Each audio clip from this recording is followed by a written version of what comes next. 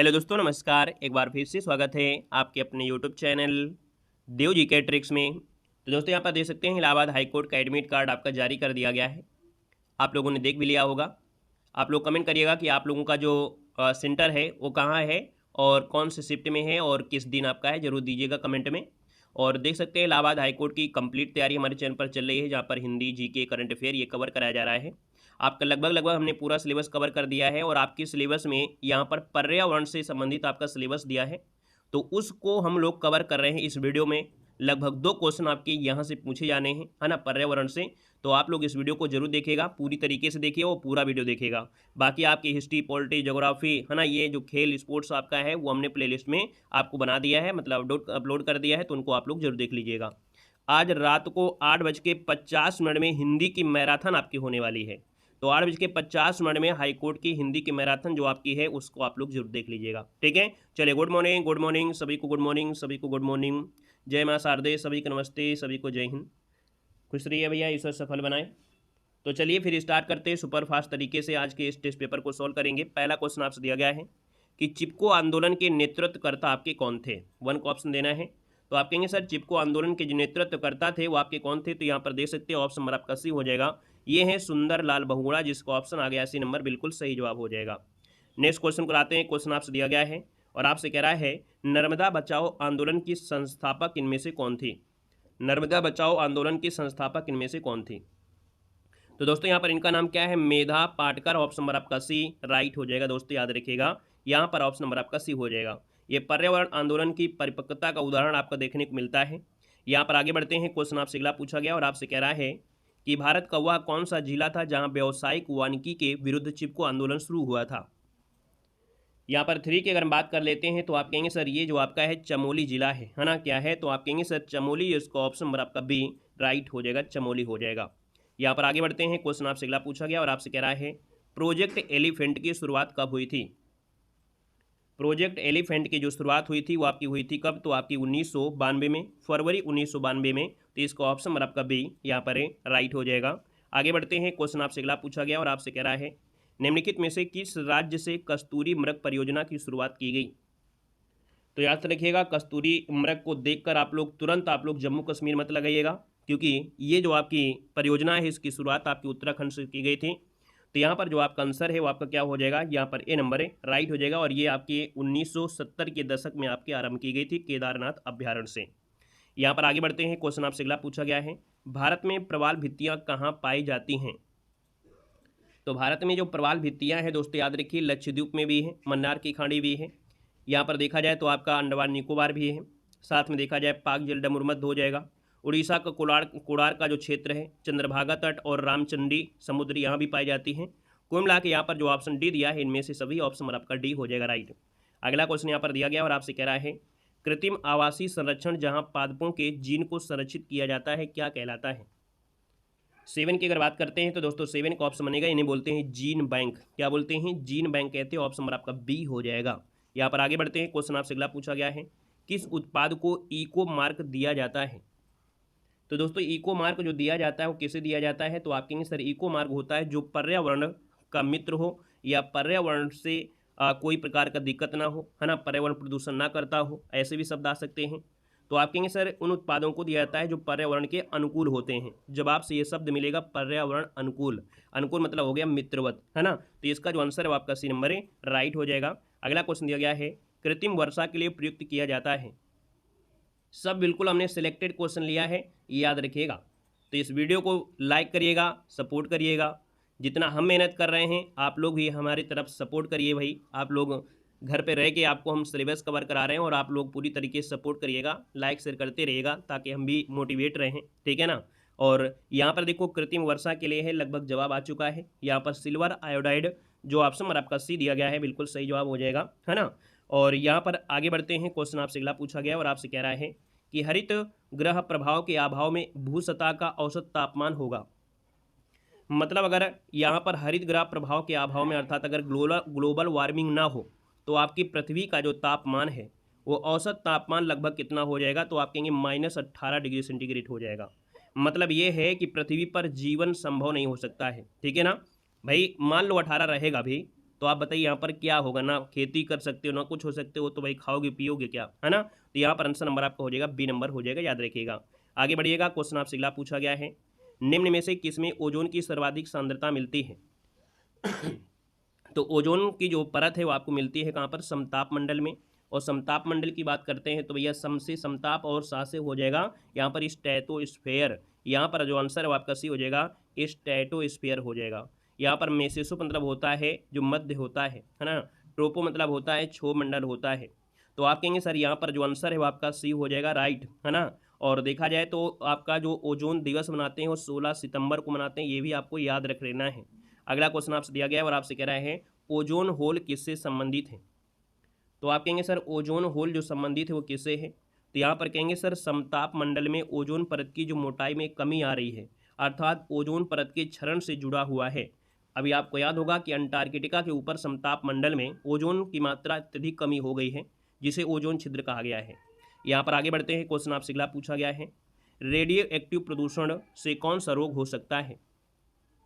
Radio active प्रदूषण से कौन सा रोग हो सकता है, तो दोस्तों याद रखिएगा यहाँ पर ये सभी हो जाएंगे, त्वचा कैंसर भी, अस्थि कैंसर भी, रुधिर कैंसर भी, ये सभी होंगे। तो ऑप्शन नंबर आपका डी राइट हो जाएगा, क्योंकि जो रेडियोधर्मी प्रदूषण होते हैं वो ठोस तरल गैसीय जहाँ भी आपके होते हैं सब में उपस्थित हो जाते हैं और आपकी बॉडी में प्रविष्ट हो जाते हैं। यहाँ पर आगे बढ़ते हैं, क्वेश्चन आपसे अगला पूछा गया है, सरकार द्वारा पारे की कितनी मात्रा प्रति वर्ष निर्धारित की गई है। तो दोस्तों यहाँ पर देखा जाए तो आपका जो आंसर है वो आपका हो जाएगा सी नंबर 5 किलोग्राम। क्या हो जाएगा, 5 किलोग्राम इसका जो आंसर है यहाँ पर राइट हो जाएगा। आगे बढ़ते हैं, क्वेश्चन आपसे अगला पूछा गया है, कानपुर में गंगा के मुख्य प्रदूषण इनमें से स्रोत बताना है। तो भैया कानपुर में आपको मालूम है कि गंगा प्रदूषण बहुत होता है। तो दोस्तों यहाँ पर देखा जाए जैसे आपका रसायन आपका हो गया, कपड़ा उद्योग से, धातु और सर्जी उपकरण से, तो उपयुक्त में से सभी के माध्यम से कहीं ना कहीं गंगा प्रदूषण हो रहा है। ऑप्शन नंबर आपका डी हो जाएगा। आगे बढ़िएगा, क्वेश्चन आपसे अगला पूछा गया है, कागज और लुगदी मिल किस नदी का प्रदूषण स्रोत है। यहाँ पर देखा जाए तो कागज और लुगदी है ना, ये आपका जो आंसर बनेगा वो आपका गोमती नदी हो जाएगा। ऑप्शन नंबर आपका डी हो जाएगा, गोमती नदी हो जाएगा। यहाँ पर आगे बढ़ते हैं, क्वेश्चन आपसे अगला पूछा गया है, कह रहा है सही मिलान करना है, संगठन दिया गया है और आपसे स्थिति दिया गया है। भारतीय वन्य जीव ट्रस्ट आपके नोएडा में है, भारतीय वन्य जीव संस्थान आपके देहरादून में है, भारतीय पशु कल्याण बोर्ड आपके चेन्नई में है, मतलब ऑप्शन डी हो जाएगा, इनमें से सभी आपके सही हैं। आगे बढ़िएगा, क्वेश्चन आपसे अगला पूछा गया है कि राष्ट्रीय पर्यावरण जागरूकता अभियान कब शुरू किया गया। दोस्तों यहाँ पर देखा जाए 18 नंबर और 18 की अगर बात कर लेते हैं तो दोस्तों याद रखिएगा ये आपका 1986 में, कब 1986 में यहाँ पर शुरुआत हुई थी पर्यावरण जो जागरूकता अभियान है। ऑप्शन नंबर आपका ए राइट हो जाएगा, बिल्कुल नोट करिएगा। अगला क्वेश्चन आपसे दिया गया है, कह रहा है अप्पिको आंदोलन की शुरुआत कब हुई थी। यहाँ पर इसके पहले आपने चिपको आंदोलन पढ़ा, तो दोस्तों यहाँ पर याद रखिएगा इसका जो आपका आंसर है अप्पिको आंदोलन ये आपका 1980 के है। तो यहाँ पर जो आपका आंसर है वह क्या हो जाएगा 1980 है, लेकिन शुद्धता जो आपका होना चाहिए वो आपका होना चाहिए 1983। यहाँ पर आपको 1900 जो आपका 83 है, जो कर्नाटक के उत्तर कन्नड़ जिले में हुआ था। जो अप्पिको आंदोलन है ये कर्नाटक में हुआ था सितंबर 1983 में। कर्नाटक के जो उत्तर कन्नड़ जिला है वहाँ से आपका हुआ था। इसका नेतृत्व में जो पर्यावरण पांडुरंग हेगड़े और चंडी प्रसाद भट्ट जैसे लोगों ने यहाँ पर भाग लिया था, ठीक है ना। तो यहाँ पर जो आंसर है वो आपका ये हो जाएगा, कन्नड़ में गले लगना होता है, अप्पिको मतलब होता है कन्नड़ में इसे बोलते हैं गले लगाना, ठीक है ना। यहाँ पर आगे बढ़ते हैं, क्वेश्चन आपसे अगला पूछा गया और आपसे कह रहा है कि सर्वप्रथम पारिस्थितिकी तंत्र शब्द का प्रयोग किसने दिया था। तो भैया इकोसिस्टम जो आपका दिया है सबसे पहले किसने दिया है, तो भैया ईवीएस वाले बच्चे तुरंत देखेंगे कि आपका एजी ट्रांसले है, यहाँ पर 1935 में ये शब्द आपका दिया था। ऑप्शन नंबर आपका ए राइट हो जाएगा। यहाँ पर आगे बढ़ते हैं, क्वेश्चन आपसे अगला पूछा गया है और आपसे कह रहा है परितंत्र के दो मूल घटक कौन से हैं। तो दोस्तों परितंत्र में दो ही चीज़ें आपको मिलती हैं, एक तो आपका जैविक होता है और एक होता है अजैविक होता है। तो कहेंगे सर दो घटक होते हैं, जैविक घटक और आपका अजैविक घटक। तो ऑप्शन नंबर क्या हो जाएगा, यहाँ पर बी हो जाएगा।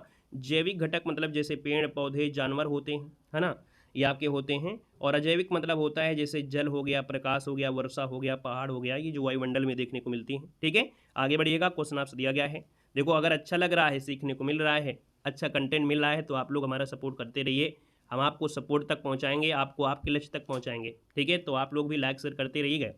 देखो दिया है पारिस्थितिकी संक्रमण अवधारणा का सर्वप्रथम प्रयोग किया गया था। पारिस्थितिकी संक्रमण अवधारणा का सर्वप्रथम प्रयोग किया गया था। तो दोस्तों ऑप्शन नंबर आपका बी हो जाएगा। दोस्तों याद रखिएगा ये किया था आपके बेनेट द्वारा। किसने दिया था, बेनेट। हालांकि देखा जाए तो इसकी अवधारणा में कई आपको स्रोत देखने को मिलते हैं, आपके एल्टन, बेनेट, बर्कली, रतजले, ये सब आपको मिलता है। तो इसमें जो ऑप्शन दिया गया है बी नंबर है बेनेट, इसका जो आंसर आपका राइट हो जाएगा।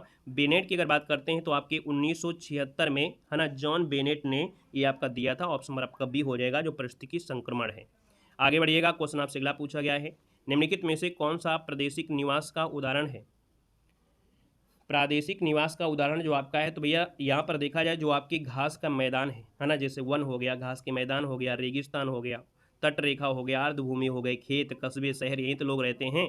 तो यहाँ पर आंसर क्या हो जाएगा, सी में, आप कहेंगे घास भूमि, इसका आंसर है राइट हो जाएगा। मतलब स्थलीय निवास मतलब जो भूमि पर पाए जाते हैं, है ना, और इसमें मनुष्य के निवास का स्थान भी शामिल होता है। पृथ्वी के नीचे गुफा, खदानों में भी देखने को मिलते हैं। यहाँ पर आगे बढ़ते हैं, क्वेश्चन आपसे दिया गया है, कह रहा है कि पारिस्थितिकी तंत्र की अवधारणा प्रथम बार दी गई थी। तो दोस्तों प्रथम बार जो दी गई थी वो आपके जो आपके दिए हैं एजी टेंसलन, ऑप्शन नंबर आपका बनेगा यहाँ पर सी नंबर एजी टेंसले। अगला क्वेश्चन आपसे दिया गया और आपसे कह रहा है कि नीचे दिए गए दो कथन दिए गए हैं और आपसे कह रहा है कथन ए दिया है, कथन बी दिया है, क्या सही है क्या नहीं सही है आपको देखना है। पहला दिया गया है कि पारिस्थितिकी तंत्र के विविध अवयव आपस में एक दूसरे पर निर्भर नहीं करते हैं, नहीं शब्द गलत दिया है, इसका मतलब पहला ऑप्शन गलत हो गया। मानव क्रियाओं से वातावरण प्रभावित होता है, नीचे दिए गए कोड से सही आपको उत्तर चयन करना है। तो दूसरा ऑप्शन तो सही है कि मानव क्रियाओं से पर्यावरण प्रभावित होता है, तो ए गलत है, बी सही है। देखिए कोई ऑप्शन होगा यहाँ पर, ए गलत है, बी सही है, मतलब आपका जो आंसर है वो आपका डी राइट हो जाएगा। अगला क्वेश्चन आपसे दिया गया और आपसे कह रहा है एक तालाब के पारिस्थितिकी तंत्र का जीव भार पिरामिड कैसा होता है। दोस्तों यहाँ पर देखा जाए 26 नंबर और 26 की अगर हम बात कर लेते हैं तो यहाँ पर जो आपका आंसर आएगा दोस्तों याद रखिए उल्टा होता है। उल्टा होता है इसका मतलब ये होता है कि यहाँ पर देखा जाए तो इस प्रकार से यहाँ पर इसका जो पिरामिड बनेगा कुल मिला के इस प्रकार से बनता है, क्योंकि तालाब में जो उत्पादक होते हैं अर्थात जो फाइटोप्लांटन होते हैं वो छोटे जीव होते हैं, तो इनका जो बायोमास होता है वो कम होता है। वहीं पर शीर्ष उपभोक्ताओं का जो जय भार होता है वो ज़्यादा होता है, सिंपल सी बात है ना। तो इसलिए याद रखना इसका ऑप्शन आपका बी हो जाएगा उल्टा। आगे बढ़िएगा, क्वेश्चन आपसे दिया गया है और आपसे कह रहा है उत्पादक उपभोक्ता अपघटक किस श्रृंखला का क्रम है। दोस्तों 27 नंबर की अगर बात करते हैं तो दोस्तों ये खाद्य श्रृंखला में आते हैं, ऑप्शन नंबर आपका बी यहाँ पर राइट हो जाएगा। सभी प्रकाश संश्लेषण करने वाले पौधे होते हैं उत्पादक की श्रेणी में आते हैं, और इसके बाद जो जंतु उनको खाते हैं तो द्वितीयक में हो जाएंगे, और उनको जो खा जाते हैं तो आपके तृतीयक में हो जाएंगे, और जो बचा कूचा होता है ना, वो जो खाते हैं कीड़े मकोड़े जो एक रूप से दूसरे रूप में परिवर्तन कर देते हैं उनको बोलते हैं अपघटक। तो आपका आंसर क्या हो जाएगा, बी नंबर है राइट हो जाएगा दोस्तों, याद रखिएगा। क्लियर है, तो दोस्तों याद रखिए यहाँ पर क्या होता है उत्पादक, उपभोक्ता, शिकार और शिकारी। ठीक है, यहाँ पर आगे बढ़ते हैं, क्वेश्चन आपसे अगला पूछा गया और आपसे कह रहा है इकोसिस्टम के संबंध में निम्न में से क्या सत्य है। यहाँ पर इकोसिस्टम की अगर बात कर लेते हैं तो दोस्तों याद रखिए इकोसिस्टम में उत्पादक प्राथमिक उपभोक्ता से अधिक हैं। उत्पादक जो हैं वो प्राथमिक उपभोक्ता से अधिक है, इसका मतलब बात बिल्कुल सही है। उत्पादक मतलब होते हैं पेड़ पौधे, और आपको मालूम है पेड़ पौधे ज़्यादा होंगे ना, जंतु थोड़े कम हैं। तो यहाँ पर देखा जाए कि उत्पादक मतलब इन पौधों को खाने वाले जो आपके कम होंगे, अगर ज़्यादा हो जाए तो भैया पेड़ पौधे बचेंगे नहीं बचेंगे। तो उत्पादक जो आपके हैं वो प्राथमिक उपभोक्ता से क्या है, अधिक हैं। ऑप्शन नंबर आपका सी राइट हो जाएगा। यहाँ पर आगे बढ़ते हैं, क्वेश्चन आपसे अगला पूछा गया और आपसे कह रहा है यहाँ पर अगला क्वेश्चन यहाँ पर दिया गया है निम्न में से कौन मानव जनित जीवों का उदाहरण है। यहाँ पर देखा जाए तो ऑप्शन नंबर आपका डी हो जाएगा। ये जो फसली भूमि है, फसली भूमि को कृत्रिम तथा मानव जनित जीवों का उदाहरण माना जाता है। तो यहाँ पर जो आपका आंसर है वो आपका डी राइट हो जाएगा। अगला क्वेश्चन आपसे दिया गया है, कह रहा है ऊर्जा स्थानांतरण का 10% नियम किसने प्रतिपादित किया था। कोई भी चीज़ हम लोग खाते हैं तो उसका 10% ही की ऊर्जा ही हम लोग ले पाते हैं, बाकी 90% अवशिष्ट के रूप में बाहर निकाल देते हैं। तो दोस्तों याद रखिएगा यहाँ पर दोस्तों इनका नाम है यहाँ पर लिंडेमान, ऑप्शन नंबर आपका बनेगा सी नंबर है। और इन्होंने ये जो नियम दिया था 1942 में दिया था दोस्तों, याद रखिएगा। मतलब हमने कहा कि इस नियम के मुताबिक ये होता है कि खाद्य श्रृंखला में एक ऊर्जा दूसरी ऊर्जा पर केवल 10% ऊर्जा ही स्थानांतरित होती है, याद रखिएगा। यहाँ पर आगे बढ़ते हैं, क्वेश्चन आपसे अगला पूछा गया है और आपसे कह रहा है कि भारत में सर्वाधिक जैव विविधता किस स्थान पर आपकी है। दोस्तों यहाँ पर देखा जाए 31 नंबर है, और 31 की अगर हम बात कर लेते हैं तो बिल्कुल नोट करिएगा। एमपी ही ये है आपका पश्चिमी घाट है, और पश्चिमी घाट में अगर पूछे तो आप कहेंगे साइलेंट वैली जो कि आपके केरल में है। आगे बढ़िएगा, क्वेश्चन आपसे अगला पूछा गया दिया गया है कि भारत में मुख्यतः कौन से जैव विविधता हॉट स्पॉट क्षेत्र आपके हैं। चलिए यहाँ पर बताना है आपका जो आंसर बनेगा इनमें से राइट क्या हो जाएगा। तो यहाँ पर देख सकते हैं आपसे कह रहा है कि भारत में मुख्यतः कौन से जैव विविधता हॉटस्पॉट क्षेत्र हैं। तो आप कहेंगे सर इनमें देखा जाए तो जैसे पूर्वी है, पश्चिमी घाट है, उत्तर पूर्वी है, सुंडालैंड है, इसका मतलब आपका सभी हो जाएगा। तो इनमें से सभी इसका आंसर है, डी नंबर राइट हो जाएगा। अगला क्वेश्चन दिया गया है कि निम्न में से कौन सा चक्र है जो पृथ्वी पर मौसम के पैटर्न का एक महत्वपूर्ण पहलू है। दोस्तों यहाँ पर देखा जाए तो आपका ये जल चक्र होता है। क्या होता है? जल चक्र होता है, जो मौसम के परिवर्तन का है या पैटर्न में है। हमने कहा जैसे कि मान लीजिए यहाँ पर क्या होता है कि सबसे पहले यहाँ पर पानी है ना, जैसे ये पानी है। पानी जब सूर्य का प्रकाश पड़ता है, यहाँ पर सूर्य का प्रकाश पड़ता है तो ये गर्म होता है, और गर्म होके भाप में जाता है। यहाँ पर क्या होते हैं? बादल होते हैं, और बादल होते हैं तो ऊपर जब ये गैस जाती है, गर्म होकर ऊपर जाती है, तो यहाँ पर नमी की वजह से क्या होता है? ठंडी हो जाती है। ठंडी हो जाती है तो यहाँ पर क्या करा देती है? यहाँ पर बारिश करा देती है, तो पुनः पानी फिर से यहीं पर आता है। तो ये होता है जल चक्र कहते हैं। तो इसको ऑप्शन आपका बी नंबर राइट हो जाएगा। जैसे बारिश कैसे होती है भाई? जब यहाँ का पानी मतलब जब गर्मी होती है तो फिर वाष्प बनेगा, जो वाष्प जाएगा ऊपर, भाई गर्म गैसें ऊपर जाती हैं, और जब ऊपर बहुत ऊपर जाएंगे तो ऊपर मौसम ठंडा होगा। तभी कहते हैं ना कि वृक्ष होना जरूरी है। आप कभी रास्ते में जा रहे होते हैं तो आप लोग देखते हैं कि जहाँ पर जंगल मिलता है वहाँ पर थोड़ा सा गर्मियों में आपको ठंडा महसूस होगा, भले ही बाहर वो हो। तो वहाँ पर क्या होता है? गैसें ठंडी होती हैं, जैसे ठंडी होते हैं तो संघनन की प्रक्रिया होती है और बारिश होने लगती है। इसलिए पर्यावरण में दोस्तों वृक्ष का होना बहुत जरूरी है। क्लियर हो गया? समझ में आ गया? अगला क्वेश्चन आपसे दिया गया है और आपसे कह रहा है एक पारिस्थितिकी तंत्र के विभिन्न घटकों से होकर पोषक तत्वों का गुजरना कहलाता है। तो दोस्तों याद रखिए, इन्हें कहा जाता है जैव भू रसायन चक्र। तो थोड़ा धीमे देखो हम पढ़ा रहे हैं, कारण ये है कि ये थोड़ा सा आप लोगों के नए लगेगा। हिस्ट्री पॉलिटी आपने पढ़ा है, हम स्पीड पढ़ाते रहते हैं, लेकिन इसको थोड़ा समझाते हुए पढ़ा रहे हैं, क्योंकि ये जो आपका टॉपिक है इसमें आपको दिया गया है हर जगह बहुत कम मिलता है, ठीक है ना। तो इसलिए थोड़ा सा यहाँ पर स्लो है। यहाँ पर देखिए इसका जो आंसर आ गया है वो आपका जैव भू आपका हो जाएगा, ठीक है ना। एक मिनट, तो यहाँ पर देख सकते हैं 34 का जो ऑप्शन आपका हो गया है, बी नंबर इसका राइट हो जाएगा। और अगले क्वेश्चन कराते हैं। क्वेश्चन दिया गया है समुद्र का वर्षा वन किसे कहते हैं। चलिए बताना है। यहाँ पर है समुद्र का वर्षा वन किसे कहते हैं। तो दोस्तों यहाँ पर देखा जाए तो आपका जो आंसर सी है दोस्तों, ये जो प्रवाल भित्ति है, क्या है? प्रवाल भित्ति। ऑप्शन नंबर आपका सी राइट हो जाएगा। अगला क्वेश्चन यहाँ पर दिया गया है और आपसे कह रहा है धूम कोहरा जिसे स्मॉग बोलते हैं आवश्यक रूप से वायुमंडल में निम्नलिखित में से उपस्थिति के कारण होता है। तो दोस्तों ये जो कोहरा जैसा आपको दिखा करता है, कहीं ना कहीं यहाँ पर जो नाइट्रोजन है और सल्फर डाइऑक्साइड है ना, कोहरा में जो वायुमंडल में मौजूद नाइट्रोजन है, सल्फर के जो ऑक्साइड है, इसकी वजह से आपका होता है ना। तो इसका जो आंसर है आपका डी नंबर है राइट हो जाएगा। यहाँ पर इसको अंग्रेजी में स्मॉग कहा जाता है, ठीक है। अगला क्वेश्चन आपसे दिया गया और आपसे कह रहा है कि निम्नलिखित में से मतलब यहाँ पर दिया गया है कथनों में से आपको बताना है क्या सही है। या उन स्थितियों की श्रेणी का प्रतिनिधित्व करता है जो संसाधनों के उपयोग तथा पारिस्थितिकी तंत्र में उसकी कार्यात्मक भूमिका को सहन करती है। प्रत्येक प्रजाति का एक अलग स्थान होता है। तो 37 नंबर की अगर हम बात करते हैं तो आप कहेंगे सर ये बात दोनों ही सही कह रहा है, मतलब ऑप्शन आपका सी हो जाएगा। अगला क्वेश्चन आपसे दिया गया है और यहाँ पर आपसे कह रहा है सर कि निम्नलिखित में से किस गैस को ग्रीन हाउस गैस के रूप में नहीं जाना जाता है। किस गैस को ग्रीन हाउस गैस के रूप में नहीं जाना जाता है। तो यहाँ पर दोस्तों याद रखिएगा, यहाँ पर देखिए आपका जैसे ग्रीन हाउस गैसों में कौन होती हैं, जैसे नाइट्रोजन है, ऑक्सीजन है ना। नाइट्रोजन हो गया, कह सकते हैं, अच्छा नहीं आती हैं कौन, जैसे nitrogen, oxygen, argon, carbon monoxide, ये सब आपको ढेरों ऑप्शन में आपको मिलेंगे। तो इनमें से जो आपका होगा वो कौन सा आपका होगा।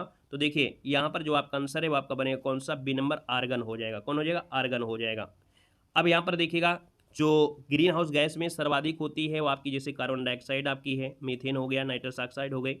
तो कभी कभी यहाँ पर आर्गन नहीं होता है, आर्गन की जगह आपको नाइट्रोजन दे देगा। हमारा कहने का मतलब ये था कि कभी कभी ऑप्शन नाइट्रोजन होता है तो ये ग्रीन हाउस गैस नहीं है, आर्गन भी ग्रीन हाउस गैस नहीं है। दोस्तों याद रखिएगा यहाँ पर जो हीलियम होती है, हीलियम भी आपकी ग्रीन हाउस गैस नहीं है, याद रखिएगा। अधिकतर जो आपको मिलती हैं वो तो आपको ऑक्सीजन मिलेगी, नाइट्रोजन मिलेगा और आर्गन जो आपको मिलेंगी, ये उदाहरण अधिकतर मिलते हैं जो कि आपके कह सकते हैं ये ग्रीन हाउस गैस के उदाहरण आपके नहीं है। दोस्तों याद रखिएगा। क्लियर है? ठीक है। अच्छा, यहाँ पर एक आता है कार्बन मोनोऑक्साइड, वो भी आपका नहीं होता है, वो जानवरों के लिए जहरीली होती है, ठीक है ना। तो इस प्रकार से इसका आंसर क्या हो गया है, बी नंबर आपका हो गया है। और अगले क्वेश्चन पर आते हैं। क्वेश्चन दिया गया है निम्न में से कौन सी एक हरित ग्रह गैस नहीं है। चलिए अब आप लोग बता दीजिएगा। अभी अभी हमने बताया, इसलिए बता दिया था क्योंकि ऐसे क्वेश्चन बनते हैं तो आप कहेंगे सर नाइट्रोजन, कार्बन मोनोऑक्साइड और आपका यहाँ पर ऑक्सीजन, आर्गन, ये जो आपकी गैसें ग्रीन हाउस गैसें नहीं होती हैं। क्लियर हुआ? चलिए यहाँ पर आगे बढ़िएगा। क्वेश्चन आपसे अगला पूछा गया और आपसे कह रहा है कि कानकुन किस देश में है। दोस्तों ये कानकुन जो आपका है ये आपकी स्पेन में मिलेगा। कहाँ मिलेगा? स्पेन मिलेगा। ऑप्शन नंबर आपका जो दिया है वो आपका ये नंबर है राइट हो जाएगा।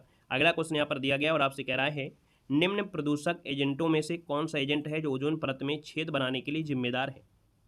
तो दोस्तों ये आपका जो ओजोन परत का क्षरण हो रहा है वो किसकी वजह से, तो सीएफसी गैसों की वजह से हो रहा है। सीएफसी मतलब होता है क्लोरोफ्लोरोकार्बन, है ना, ये जिम्मेदार है। ऑप्शन बी हो जाएगा। और अगला क्वेश्चन कराते हैं। क्वेश्चन दिया गया है रिंगेल मेन स्केल का प्रयोग निम्न से किसके घनत्व के मापन में होता है। तो दोस्तों ये जो घनत्व मापा जाता है धुआं के मापन के लिए होता है। ऑप्शन नंबर आपका हो जाएगा, ये नंबर हो जाएगा रिंगेल मेन स्केल।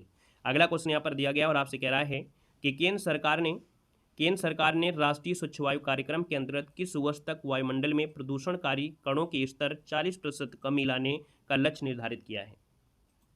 तो दोस्तों यहाँ पर देखा जाए तो ऑप्शन नंबर आपका बी हो जाएगा, वर्ष 2026 तक कहा है कि भैया जो शहरों में जो पार्टिकुलेटर मैटर है उसकी जो सघनता है 40% की कमी आएगी। ऑप्शन नंबर आपका बनेगा यहाँ पर बी नंबर। अगला क्वेश्चन दिया गया है कि भारत में ध्वनि प्रदूषण से संबंधित मानकों का जो निर्धारण है वो किसके द्वारा किया जाता है। तो दोस्तों ये निर्धारण जो होता है वो केंद्रीय प्रदूषण नियंत्रण बोर्ड के माध्यम से होता है। ऑप्शन नंबर आपका ए राइट हो जाएगा।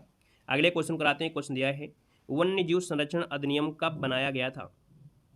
दोस्तों यहाँ पर देखा जाए तो आपका जो आंसर है वो आपका 1972 को भारत सरकार ने देश के वन्य जीवों को सुरक्षा देने के लिए, है ना, ये लागू किया था। यहाँ पर आगे बढ़ते हैं। क्वेश्चन आपसे अगला पूछा गया है वर्तमान में प्रत्येक वर्ष लगभग कितना प्लास्टिक उपयोग किया जा रहा है। तो यहाँ पर दोस्तों देखा जाए तो मतलब यहाँ पर जो आपके ऑप्शन है इन ऑप्शन के अनुसार देखा जाए तो आपका 15 टन आपका दिया गया है। लेकिन इस क्वेश्चन को क्या करते हैं थोड़ा अपडेट में ले देते हैं, ठीक है ना। यहाँ पर 36% पैकेजिंग है, मतलब मैक्सिमम जो भी आपको मिलेगा, बाकी ये क्वेश्चन आपको हटा देना है, ठीक है ना। अब आपको ये क्वेश्चन आपको कर लेना है कि रिसाइकलिंग अर्थात जो हम लोग इस्तेमाल करते हैं, देखो इसके अनुसार आपका जो दिया है हम देख ले रहे हैं थोड़ा सा, इसमें से 15 टन, ठीक है, 15 टन लगाइएगा, 15 टन आपका है। तो प्रत्येक वर्ष कितना प्लास्टिक उपयोग किया जाता है, लगभग 15 टन, ठीक है ना। तो इसमें क्या होता है, इसका जो रिसाइकलिंग होता है वो थोड़ा कुछ बहुत रिसाइकलिंग भी हो जाता है, तो इसका आंसर आपको भी देना है, ठीक है ना। यहाँ पर अगला क्वेश्चन दिया गया है टाटा पावर सोलर ने किस राज्य में भारत की सबसे बड़ी फ्लोटिंग अर्थात तैरती सौर ऊर्जा परियोजना शुरू किया है। दोस्तों याद रखिएगा इसका जो आपका आंसर है वो राइट हो जाएगा, सी नंबर। दोस्तों याद रखिए आपका आंसर सी, केरल आपका आंसर है, राइट हो जाएगा।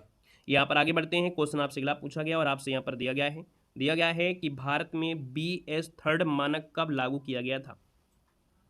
यहाँ पर आपका जो आंसर है वो राइट हो जाएगा 2010 में, ठीक है। अक्टूबर 2010 में 3 मानदंड यहाँ पर लागू किए गए थे, मतलब वाहन से निकलने वाले जो धुएं होते हैं उनको कम करने से संबंधित आपका होता है, याद रखिएगा। जो उसमें से ना कभी आपने सुना होगा कि उसमें से वो कह सकते हैं कि धुएं की मात्रा के लिए BS4 जनरेशन है, BS5 है ना। तो कहीं ना कहीं यहाँ पर जो आपका आंसर है वो आपका ये नंबर है, राइट हो जाएगा। आगे बढ़ते हैं। क्वेश्चन आपसे अगला पूछा गया और आपसे कह रहा है कि भारत में BS5 कब लागू किया गया था। तो देखिए जब ये आ रहे हैं तो हम आपको एक साथ बता देते हैं। जो आपका 1 है ये आपका सन 2000 में लागू किया गया था। BS1 जो आपका है ये आपके 2000 में लागू किया गया था। जो आपका 2 है ये जो आपका लागू किया गया था, ये कब लागू किया गया था, तो सबसे पहले दिल्ली, मुंबई, कोलकाता, चेन्नई जैसे शहरों में लागू किया गया था। ये 2000 तहत के नियम ही के तहत किया गया था। जो 3 आपका लागू किया गया था BS3 जो आपका ईंधन होता है ये आपके 2010 में आपका लागू किया गया था, 2010 में, ठीक है, 2010 में। वहीं पर BS4 जो आपका है वो आपके 2017 हो जाएगा। और BS जो आपका इसके 4 के बाद 6 आया, ठीक है ना, तो यहाँ पर जो 6 आया ये 2020 में आया। तो यहाँ पर देखो आपसे पूछा गया है 4 और 4 आया है, तो आप कहेंगे सर इसका आंसर बी हो जाएगा, 2017 हो जाएगा। क्लियर हो गया, एक क्रम आपको याद रखना है, ठीक है ना, क्लियर है। यहाँ पर आगे बढ़ते हैं। क्वेश्चन आपसे अगला पूछा गया है कि निम्न में से किस मानक को भारत सरकार ने लागू नहीं किया है। तो दोस्तों यहाँ पर देखा जाए तो भारत सरकार ने किसे यहाँ पर लागू नहीं किया है, तो आपका आंसर में से क्या हो जाएगा। तो अभी देखो हमने बताया कि BS जो 5 है ना, देखो हमारा बताने से, एक क्वेश्चन बताने से कितना अच्छा सब कुछ मिल गया कि BS जो 5 है इसको लागू नहीं किया है। 4 के बाद डायरेक्ट क्या है 6 में आपका पहुंच गया था, क्लियर है। और 6 वाला जो आपका आया वो कब आया, सन 2020 में आया था। मतलब ये होता है पेट्रोल में एथेनॉल का मिलावट, जितना ज़्यादा पेट्रोल में एथेनॉल को मिलाएंगे तो प्रदूषण की समस्या कम होगी, दोस्तों याद रखिएगा, ठीक है ना, क्लियर है। यहाँ पर आगे बढ़ते हैं। तभी देखते हैं ना कभी बोलते हैं पेट्रोल में 10%, 20%, 15% एथेनॉल मिलाने के लिए, वही होता है, ठीक है। आएगा क्वेश्चन नंबर दिया है पूरे भारत में BS मानक जो आपका 4 है कब लागू किया गया। तो दोस्तों याद रखिएगा इसका जो आंसर है वो आपका राइट क्या हो जाएगा, इसका जवाब देना है।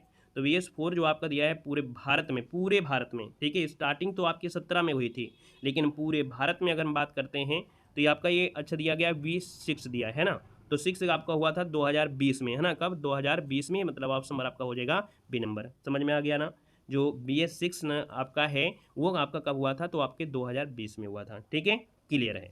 आगे बढ़िएगा, क्वेश्चन दिया गया है, यहाँ पर दिया है यूरोपियन देशों में यूरो मानक सेकंड को कब से लागू किया गया है। ये क्यों पढ़ना पड़ रहा है मालूम है, क्योंकि मालूम है जो ईंधन आपके जो आपके वाहन चलते हैं तो वाहन से प्रदूषण होता है, और प्रदूषण से होता है तो पर्यावरण, पर्यावरण आपका सिलेबस है। ठीक है, तो यहाँ पर आप कहेंगे सर यहाँ पर देखा जाए तो आपका आंसर हो जाएगा डी नंबर 2000, सन 2000 इसका आंसर है, राइट हो जाएगा कि यूरोपियन देशों में यूरो मानक सेकंड को जो लागू किया गया था वो आपके सन 2000 में लागू किया गया था। वहीं पर देखा जाए तो आपका दिया गया है यूरोप में यूरो 6 मानक कब लागू हुआ था।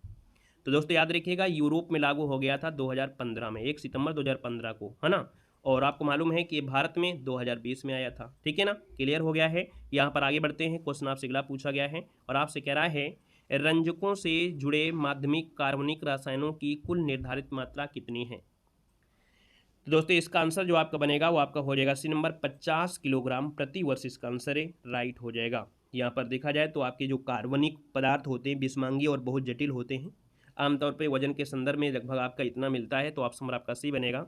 अगला क्वेश्चन दिया गया है, सही मिलान आपको करना है और आपसे यहाँ पर दिया गया है कि सर ये नर्मदा जो आपका है ना, मतलब देखा जाए नदी है और प्रदूषण का स्रोत है।